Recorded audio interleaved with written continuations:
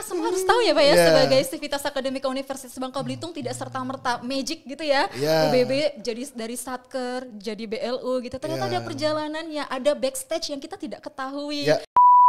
Tantangan yang paling utama itu adalah stigma di para mahasiswa dan masyarakat yang mengatakan bahwa dengan menjadi statusnya BLU maka UKT dinaikkan.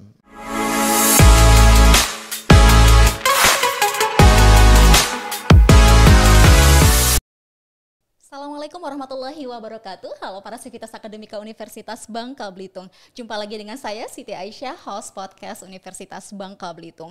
UBB Berkisah kali ini memiliki tema UBB menjadi BLU, antara tantangan dan akselerasi organisasional di masa depan.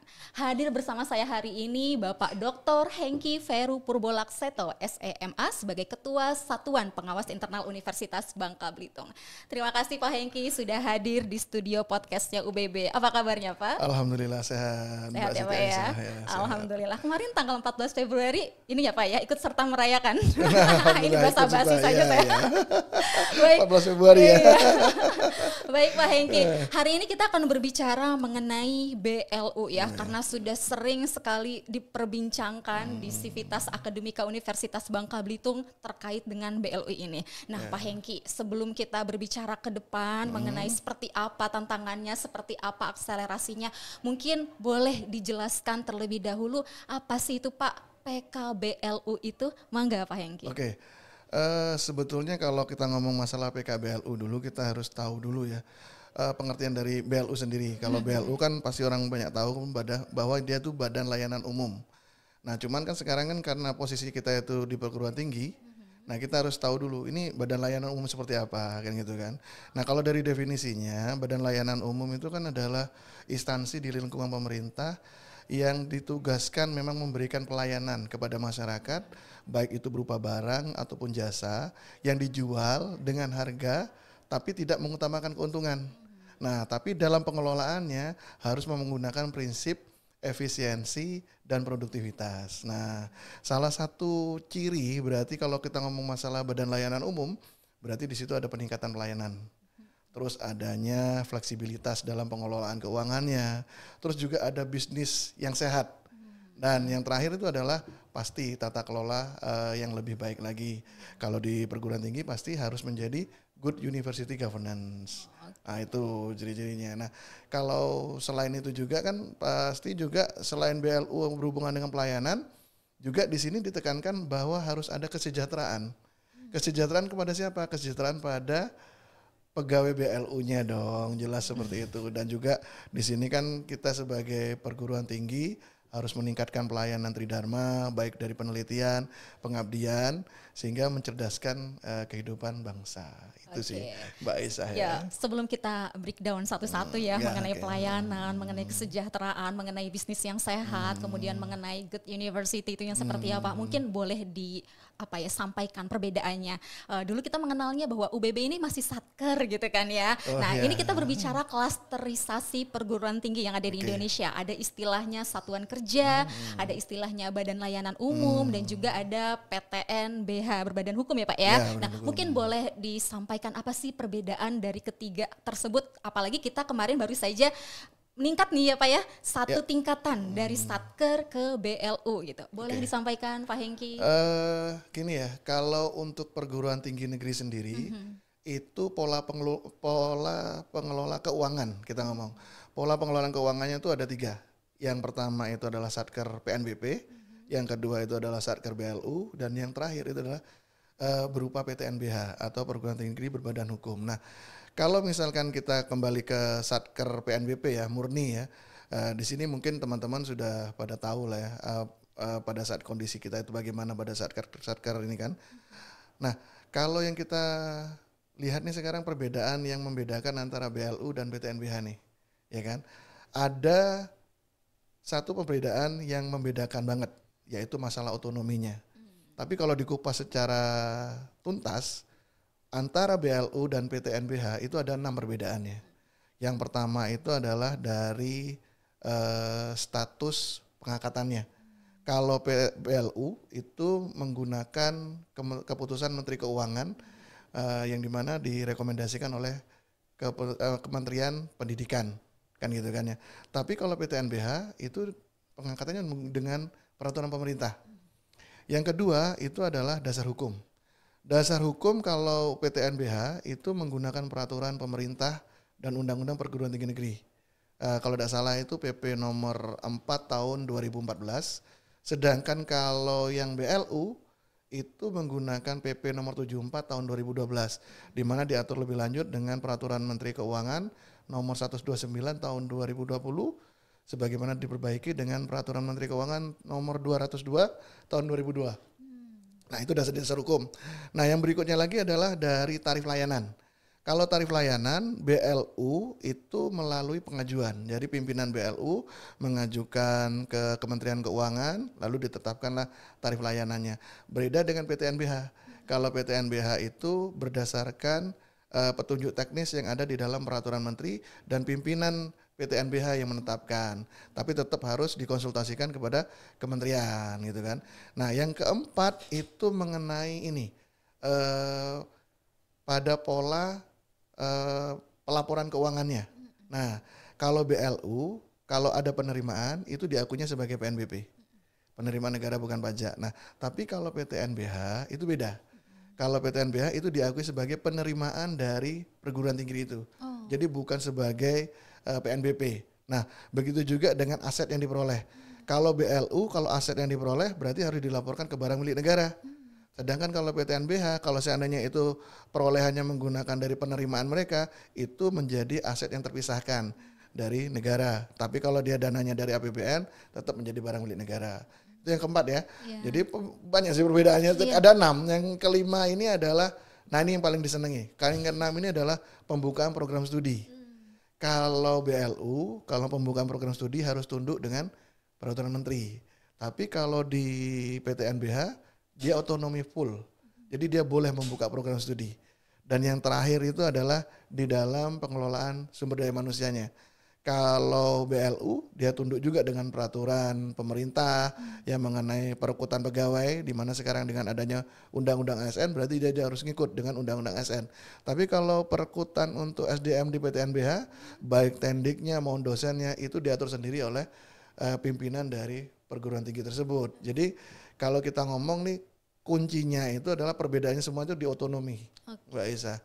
Jadi sebetulnya BLU itu merupakan kayak percobaan mau menjadi mandiri, lebih mandiri. Jadi PTNBH ini lebih mandiri. Oke, baik. Wah, jelas sekali ya dijelasinnya oleh Pak Hengki ya. Saya sendiri jadi baru belajar Pak. Oh gitu. Saya banyak oh-ohnya karena begini Pak, kalau bagi saya yakin tidak semua baik mahasiswa gitu ya maupun dosen juga apa sih sebetulnya yang membedakan gitu ya antara satuan kerja yang sudah kita alami selama ini ya Pak ya. Kemudian sekarang sudah beralih menjadi badan layanan umum dan apa bedanya dengan universitas besar sana yang sudah mungkin kita mengenalnya sebagai PTNBH berbadan hukum gitu. Mungkin kalau beberapa teman-teman, kawan-kawan mahasiswa gitu ya, membandingkan gitu ya, beda kok dengan ini. Oh ternyata ini loh yang membedakan juga salah satunya ya, begitu. Nah kita belajar ke arah sana juga ya Pak ya, kata Bapak tadi ini peralihan ya, kalau BLU itu menuju ke PTNBH, harapannya nanti demikian ya Pak ya. Nah mungkin kira-kira Pak, syarat apa sih yang harus dipenuhi waktu itu oleh Universitas Bangka Belitung saat mengajukan nih perubahan status dari PTN Satker ke PTN BLU. Oke. Untuk persyaratan pengajuan menjadi pola keuangan BLU ya, itu sudah diatur dalam PMK 129 tahun 2020. Nah, di mana ada 3 persyaratan di situ Mbak Aisyah. Yang pertama itu adalah syarat secara substantif. Yang kedua itu adalah syarat administratif dan yang ketiga adalah syarat teknis. Nah, kita ngomong dulu syarat substantif nih. Seperti yang saya jelaskan tadi sebelumnya, kalau BLU itu memberikan layanan kepada masyarakat baik berupa barang dan jasa kan gitu kan ya. Nah, syaratnya adalah barang dan jasa yang apa nih? Kalau di kita kan jasa, salah satu yang syarat substantif adalah bisa jasa kesehatan, bisa juga jasa pendidikan. Nah, karena kita UBB memberikan jasa pendidikan, berarti kita layak nih secara syarat substantif sudah terpenuhi. Nah, sekarang berikutnya syarat secara administratif. Nah, syarat administratif itu banyak dokumen yang harus kita penuhi nih. Yang pertama itu ada dokumen proposal, terus ada dokumen tata kelola, ada dokumen laporan keuangan, ada dokumen standar pelayanan minimal, dan ada dokumen namanya rencana strategi bisnis. Dan semuanya harus disusun semua. Dan itu yang memerlukan banyak waktu kan, itu kan dalam penyusunan itu. Terus setelah kita menyelesaikan dokumen-dokumen itu, maka masuk ke syarat teknis, di mana harus ada rekomendasi dari Kementerian Pendidikan ke Kementerian Keuangan bahwa UBB ini memang layak untuk bisa dijadikan BLU. Jadi 3 syarat itu harus terpenuhi. Oke, nah Ya. berbicara 3 syarat, berarti ada perjalanan ya Pak ya. Ya, Nah ini bolehlah cerita ya Pak ya. Ya. Cerita kisah perjalanan penyusunan BLU dari awal hingga akhirnya UBB menjadi BLU sampai sekarang ini. Boleh Pak lah. Cerita sepanjang-panjangnya boleh Pak. Jadi kalau seandainya memang mau bercerita, makanya kan saya harus lihat contekan dulu. Boleh Bapak, karena kita semua harus tahu ya Pak ya, Yeah. sebagai Sivitas Akademika Universitas Bangka Belitung tidak serta-merta magic gitu ya. Yeah. UBB jadi dari Satker jadi BLU gitu. Ternyata ada perjalanannya, ada backstage yang kita tidak ketahui. Yeah, Kita benar hanya sekali. melihat videonya yang hanya sepersekian berapa menit ya waktu itu videonya kan kayak Tidak gitu. sampai berapa menit, Iya, tidak sampai 1 iya, menit iya, bahkan, tapi padahal di belakang sana gitu ya.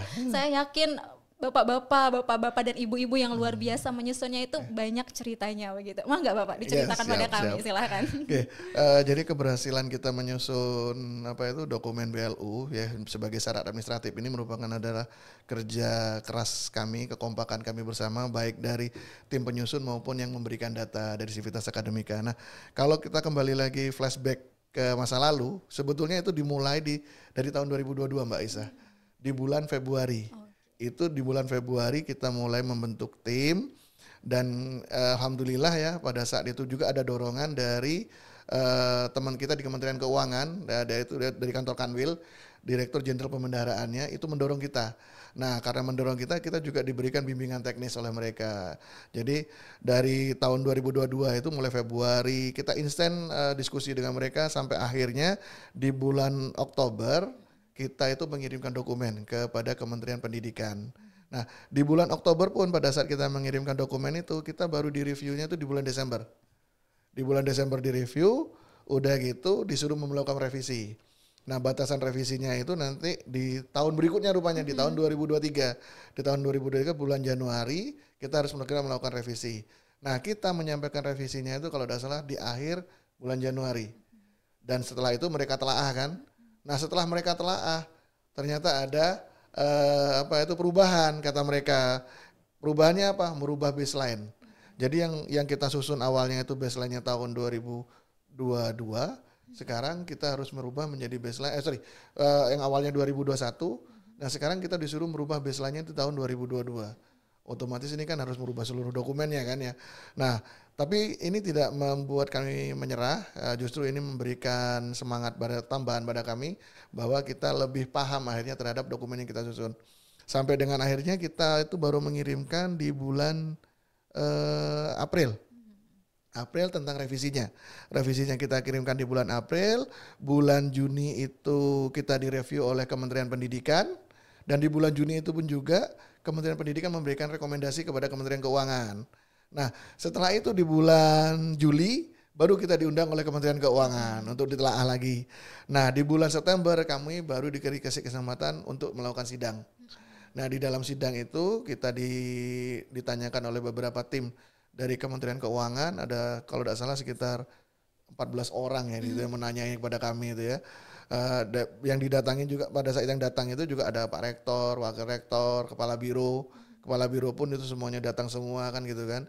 Jadi untuk memberikan penjelasan kepada Kementerian Keuangan bahwa kami itu urgensi menjadi BLU itu apa sebetulnya, alasan kami supaya cepat gitu kan. Dan alhamdulillah setelah selesai dalam sidang kita dilakukan review dan melakukan revisi, dan pada endingnya tanggal 13 September terbitlah Keputusan Menteri Keuangan nomor 342 tahun 2023 tentang bahwa UBB menjadi Pola Keuangan Badan Layanan Umum. Jadi ceritanya dari 2 tahun. Alhamdulillah, tapi ya Pak ya, Alhamdulillah kerja perjalanan keras yang itu panjang langsung terbayar tuntas gitu ya. Memang ya. prosesnya juga tidak mudah. Revisi, kembalikan lagi, datang ke Jakarta, pulang lagi ke Bangka gitu ya Pak ya. Dan itu saya yakin itu juga sesuatu hal yang prosesnya tidak hanya mental ya Pak ya, tetapi juga persiapan segala sesuatunya di sini. Nah, kira-kira Bapak dari perjalanan panjang itu kendala apa kira-kira nih dalam penyusunan borang usulan BLU ini yang dialami oleh Bapak Ibu tim semua, tapi walaupun saya yakin itu bisa dihandle karena sudah terbukti kita sudah menjadi Universitas BLU. Namun kendala apa kira-kira yang mungkin masih teringat yang wah gitu. Mangga Pak Hengki. Jadi kalau ngomong masalah kendala ini kan saya buat 2 ya kendala itu. Kendala secara internal dan kendala secara eksternal. Nah, kalau kendala secara internal sih sebetulnya tim dari kami baik dari Sivitas Universitas Belitung sendiri ya, itu sangat mensupport dalam pembentukan BLU sendiri sehingga tidak ada kendala secara internalnya. Nah, kalau ngomong kendala secara eksternal yang tadi saya cerita itu Mbak, pada saat kita mengirimkan dokumen di awal tahun 2023, ternyata dari pihak kementerian meminta merubah baseline-nya di tahun menjadi tahun 2022, otomatis seluruh datanya kan berubah semua kan. Jadi sama aja itu halnya membuat dokumen yang baru ya kan. Belum lagi adanya peraturan Menteri Keuangan sebagai perubahan dari PMK nomor 129 yang PMK 202 tahun 2022 itu di situ mensyaratkan minimal harus ada dokumen pelayanan tarif. Nah, sedangkan kami kan belum menyusun itu waktu itu kan. Nah, ini adalah dokumen ini yang kami segera menyusun. Jadi kendalanya kemarin ya kendala secara eksternal dan alhamdulillah tetap semuanya sudah dilalui dan kita sudah terbukti sudah menjadi BLU sekarang. Iya, alhamdulillah ya Pak ya. Nah, ini mungkin pertanyaan yang ditunggu-tunggu juga oleh para Sivitas Akademika terkait dengan keunggulan. Keunggulan ketika UBB sudah menjadi BLU jika dibandingkan dengan saat masih satker itu seperti apa? Karena tadi Bapak sudah sedikit mention nih di awal nih, pelayanannya harus ditingkatkan. Ada bisnis yang baik seperti apa, good university-nya yang seperti apa, dan tadi kesejahteraan gitu ya. Kesejahteraan atau remunerasinya kayak gimana gitu. Boleh ya Bapak ya di-spill-kan sedikit-sedikit satu persatu contohnya seperti apa? Mangga Pak Hengki. Kalau perbedaan kita saat menjadi BLU itu apa? Mungkin saya akan ngomong dulu kendala pada saat kita jadi Satker dulu ya. Satker PNBP murni. Nah, salah satu kendala yang paling dihadapi itu adalah pada saat kita memberikan pelayanan tentang pengajaran maupun tentang penelitian maupun pengabdian masyarakat. Kita sangat bergantung terhadap dana yang tersedia, Mbak Aisyah. Nah, dana yang tersedia ini pun itu kan juga harus melalui izin dari DJPB kan ataupun KPPN. Nah, kalau sudah cair baru dananya keluar. Nah, sedangkan untuk dinamisnya kebutuhan atakan dana itu kan sangat cepat ya. Nah, sehingga kami kemarin kita juga sendiri merasakan, mungkin Mbak Isa juga merasakan pada saat perjalanan dinas harus, dana bintangnya belum buka nih kan gitu kan, dananya belum ada nih harus nunggu gitu kan. Nah, dengan adanya pola BLU ini otomatis fleksibilitas dalam pengelolaan keuangan tadi itu. Jadi uang berupa PNBP tadi itu yang diterima oleh UBB itu langsung bisa digunakan tanpa harus melalui persetujuan dari pihak Kementerian Keuangan. Jadi kita cukup langsung menggunakan, yang penting itu dituangkan dalam rencana bisnis anggaran dan itu langsung bisa digunakan. Dan kita tidak ada lagi istilahnya itu nggak ada uangnya itu nggak ada. Kalau dulu kan belum ada dananya kan gitu kan. Sehingga apa yang terjadi pada saat kita masih Satker, kegiatannya tuh banyak di berber kan gitu kan. Entah di bulan September, entah di bulan Oktober, pokoknya bulan berber lah. Dan sehingga semuanya menumpuk di situ. Nah, harapannya pada saat BLU ini nggak seperti itu. Kembali lagi ya, bukan berarti kita orientasinya itu ke uang, tapi dengan adanya dana tadi itu bisa untuk memberikan pelayanan yang lebih optimal. Itu yang pertama.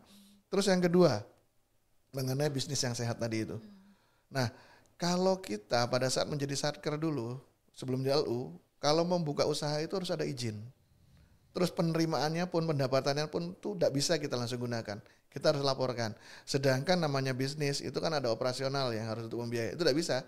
Nah, oleh karena itu kalau jadi BLU, bisnis yang kita jalankan tadi itu operasionalnya harus bisa kita pakai untuk membiayai mereka. Nah, jadi bisnisnya jalan. Terus mengenai kerjasama juga, ya kan?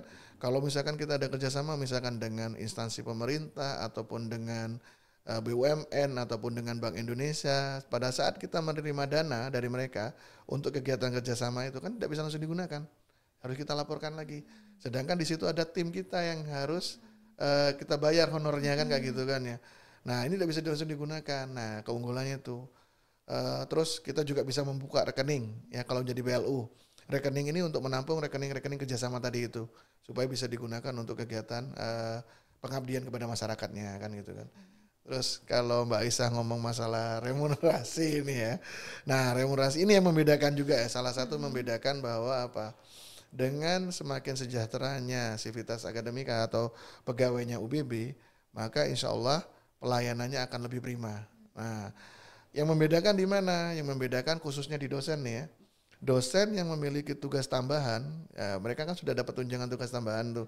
Dengan adanya remunerasi ada tambahan lagi nanti. Itu dosen dengan tugas tambahan. Remunerasinya itu kita kelompokkan menjadi P1 dan P2.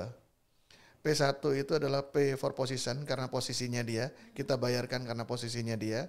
Terus yang P2 ini adalah P for performance karena performannya dia.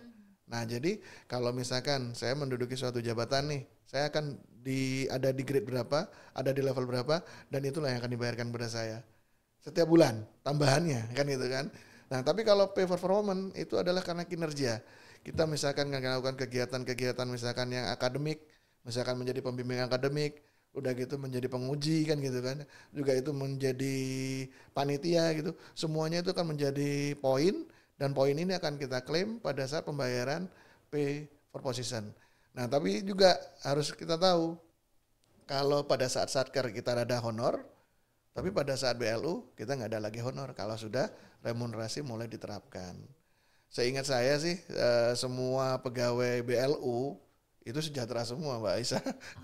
Ya kalau perguruan tinggi negeri yang lain yang sudah berstatus BLU yang lebih dulu itu lebih sejahtera. Tidak memikirkan lagi kegiatan-kegiatan yang di luar yang sana, justru mereka kalau bisa tuh mendatangkan kegiatan itu ke dalam perguruan tinggi untuk menjadi kerjasama dan itu menjadi penambahan pendapatan bagi kita semua. Amin. Mudah-mudahan dengan segala fleksibilitas ini meningkatkan ya Pak ya pelayanannya kita sehingga nanti UBB menjadi perguruan tinggi negeri yang memang tidak hanya dikagumi oleh warga Kepulauan Bangka Belitungnya itu sendiri, tetapi juga di luar sana pada berdatangan ya Pak ya, ke Universitas Bangka Belitung begitu. Nah tadi setelah keunggulannya tentu mestinya ada tantangan BLU bagi UBB dan kira-kira nih Bapak, strategi apa yang dilakukan oleh tim BLU untuk mengatasi dan melampauinya Pak? Karena ini masih baru ya Pak ya BLU-nya ya, betul ya Pak ya? Nah kemudian ini di tahun 2024 kita sudah menjadi BLU dan masih apa ya, masih seusia jagung kalau kata orang ya Pak ya, kayak gitu. Nah dengan seusia jagung ini kira-kira tantangannya seperti apa ke depannya dan strateginya untuk bisa keluar dari tantangan tersebut? Mangga Pak Hengki. Tantangan yang paling utama itu adalah stigma di para mahasiswa dan masyarakat yang mengatakan bahwa dengan menjadi statusnya BLU maka UKT dinaikkan. Nah, jadi anggapan mahasiswa seperti itu salah sebetulnya, itu salah. Jadi sebenarnya ya dengan kita menjadi status layanan BLU, layanan kita yang akan kita berikan tuh lebih banyak, lebih optimal kan gitu kan. Apakah ini dengan cara meningkatkan UKT? Tidak. Karena kita ketahui sendiri UBB selama 7 tahun ini tidak akan pernah meningkatkan UKT. Dan kami pun sendiri pada saat menyusun dokumen ini, itu sudah berkali-kali ditanyakan, diwanti-wanti sama kementerian, ini nggak menaikkan UKT kan untuk mendapatkan PNBP? Tidak, kami tidak pernah akan menaikkan UKT kami. Ya, jadi kami tidak akan menaikkan UKT kami itulah yang kita pakai ya kan. Cuman kami memiliki beberapa strategi Mbak Aisyah. Nah, salah satu strategi karena kan salah satu tuntutannya kalau misalkan tidak naikkan UKT, bagaimana memaksimalkan layanan yang ada dengan penerimaan yang katakanlah masih kecil gitu kan ya. Jadi kami memiliki 4 strategi. Strategi yang pertama itu adalah peningkatan kemandirian pendanaan UBB. Yang kedua itu adalah peningkatan layanan kepada pangku kepentingan. Strategi yang ketiga itu adalah peningkatan kualitas penelitian dan pengabdian kepada masyarakat. Dan strategi yang keempat adalah peningkatan tata kelola UBB menjadi good university governance. Nah, kalau misalkan Mbak saya nanya, gimana Pak rinciannya? Wah, kita akan selesai nanti kita nih ceritanya panjang lebar. Karena kalau tidak sampai 20 menit ya Pak ya. Karena dokumen rencana strategi bisnis itu sendiri kan itu merupakan disusun atas komitmen kita semua. Komitmen baik itu dari Tendik maupun dari tenaga dosennya juga mengenai apa yang akan kita lakukan 5 tahun yang akan datang. Nah, itu Mbak Aisyah. Yang jelas tantangannya itulah bahwa stigma dari masyarakat ataupun dari mahasiswa dengan menjadi BLU kayaknya UKT-nya naik, itu tidak. Ya itu ya. Baik, jangan khawatir ya teman-teman yang di luar sana ya. Intinya di sini kita mencoba untuk satu yang paling utama sebetulnya meningkatkan pelayanan yang terbaik buat semuanya ya Pak ya, terkait dengan Universitas Bangka Belitung itu sendiri, Tridharma Perguruan Tinggi Pendidikan, Penelitian dan juga Pengabdian kepada masyarakatnya. Nah, kira-kira Bapak, orientasi nih, apakah orientasi sebagai PTNBH itu menjadi salah satu proyeksi UBB dalam setidaknya 5 tahun ke depan? Berat nggak Pak kalau 5 tahun ke depan Pak? Mangga Pak Hengki, proyeksinya nih, aduh UBB bisa nggak ya PTNBH? Nah, bagaimana Pak? Oke, waktu itu saya pernah mendapatkan tugas dari Pak Rektor untuk ikut dalam rencana revisi ya, Undang-Undang Perguruan Tinggi. Nah, salah satu yang menjadi sorotan kami waktu itu di Jakarta itu adalah bahwa di situ menyebutkan perguruan tinggi negeri dalam jangka waktu 8 tahun setelah undang-undang diterapkan harus berstatus menjadi PTNBH. Oke. Ya, jadi PTNBH. Artinya kayaknya ke depannya PTNBH itu adalah mandatori. Mau nggak mau kita harus berstatus menjadi PTNBH 8 tahun ke depan. Nah, cuman karena kemarin kan baru rancangan undang-undang ya Mbak Isa. Artinya undang-undang ini entah mau diterbitkan atau enggak, kita nggak tahu. Tapi sebagai jaga-jaga nih ya, pimpinan kami atau Pak Rektor itu sudah mulai mempersiapkan diri UBB ini dalam jangka waktu 4 tahun atau 5 tahun yang akan juga harus menjadi PTNBH. Nah, bagaimana caranya? Ya, untuk menjadi BLU harus siap. Pada saat untuk menjadi PTNBH juga harus lebih siap lagi. Karena apa?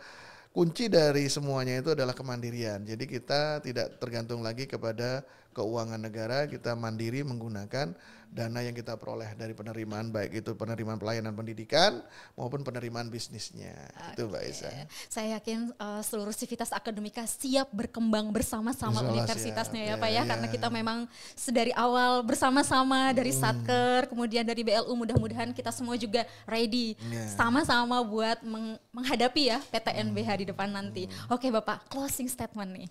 Mohon Pak Hengki menyampaikan pesan-pesan pada apa ya saya bilang ya, tidak hanya seluruh sivitas akademika ya, tetapi pemirsa podcastnya Universitas Bangka Belitung Bekisah ini terkait transformasi UBB dari Satker menjadi BLU. Mangga Pak Hengki, silahkan.